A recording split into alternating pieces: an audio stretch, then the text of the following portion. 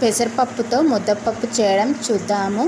ముందుగా బౌల్లో పెసరపప్పు తీసుకొని మనం కడుక్కొని మంచిగా ఫ్రెష్గా వాటర్తో కడుక్కొని 5 minutes నాననివ్వాలి. బౌల్ తీసుకొని స్టవ్ ఆన్ చేసుకొని స్టవ్ పైన పెట్టుకొని బౌల్ పెట్టుకొని ఆయిల్ వేసుకొని ఎల్లిపాయలు, జీలకర్ర, పచ్చిమిర్చి, కొత్తిమీర, ఉల్లిగడ్డలు వేసుకొని మనం వేగనివ్వాలి. చాలామంది ముద్దపప్పుకు ఫస్ట్ పెసరపప్పు, పచ్చిమిర్చి, ఎల్లిపాయ, జీలకర్ర వేసి ఉడకబెట్టి పోపుకేస్తారు. అలా చేయకుండా మనం ఇలా చేస్తే ఏంటంటే పచ్చివాసన లేకుండా మనకు టేస్టీగా వస్తుంది.